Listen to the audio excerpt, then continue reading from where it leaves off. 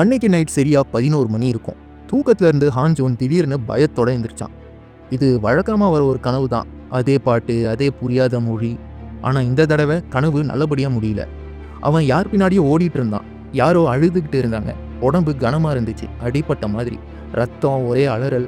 ஆஞ்சும் படுக்கையில் உட்காந்து மூச்சு வாங்கினான். கனவுல கேட்ட அந்த பாட்டு அவனுக்குள்ளேயே ஒழிச்சிட்டு இருந்துச்சு. என்னடா இப்படி ஆயிட்டு இருக்குன்னு அவன் தலையை பிடிச்சிக்கிட்டான்.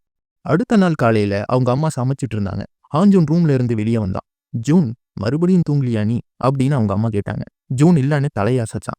நீ என் தாத்தா கிட்ட பேசிப்பாரு, அவருக்கு இதை பத்தி தெரிய வாய்ப்பு இருக்கு. இப்போ வேணாமா, அந்த கனவு என்னன்னு எனக்கே புரிய மாட்டேங்குது.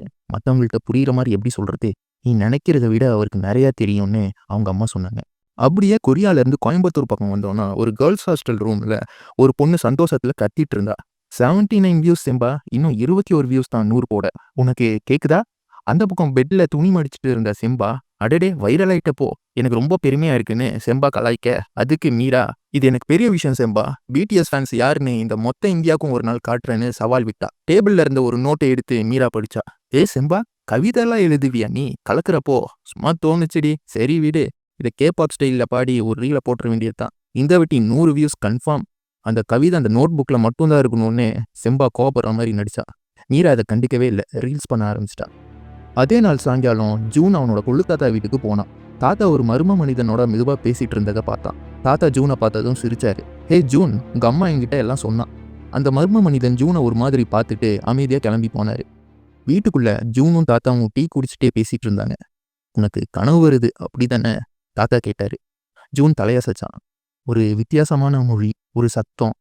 தாத்தா கொஞ்ச நேரம் அமைதியா இருந்தாரு.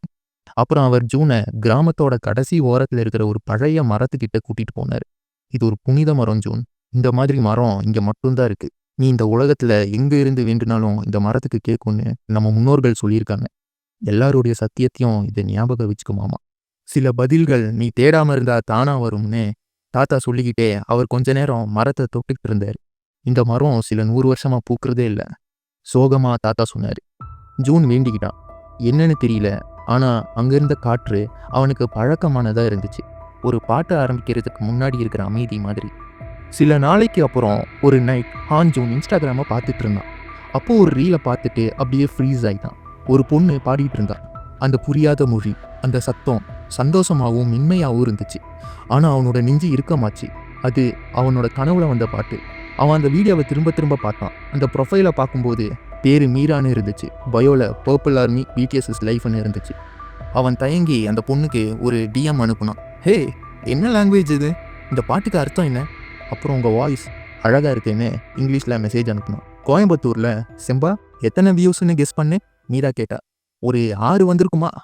7. நான் ஒரு ஸ்டார் ஆயிட்டேன்னு மீரா பெருமையாக சொன்னான். அப்போது மீராவோட ஃபோனில் ஒரு நோட்டிஃபிகேஷன் வந்துச்சு. யார் இது? ஆஞ்சுனா, கொரியாக்கார மாதிரி இருக்கிறான்.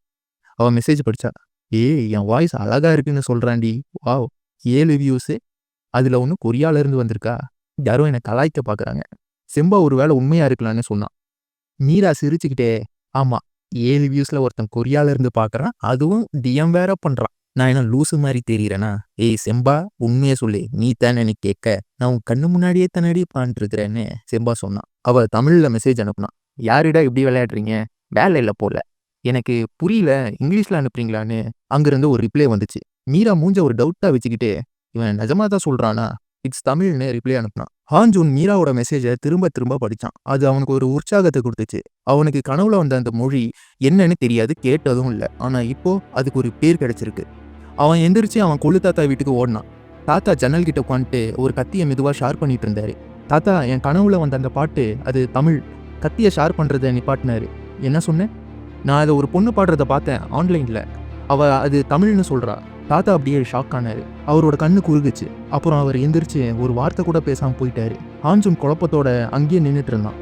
தமிழ்னு சொன்னதும் தாத்தா ஏன் ஷாக் ஆனாரு? வர எபிசோடில் பார்க்கலாம். த ஸ்டார்லிங் சீசன் 1 அண்ட் எபிசோட் 1 மறக்காம சேனலை சப்ஸ்கிரைப் பண்ணிடுங்க. இந்த ஸ்டோரி உங்களுக்கு பிடிச்சிருந்தா லைக் பண்ணிட்டு கமெண்ட் பண்ணுங்க. அது எங்களுக்கு வீடியோ பண்ண மோட்டிவேஷனாக இருக்கும். அடுத்த எபிசோடில் பார்க்கலாம்.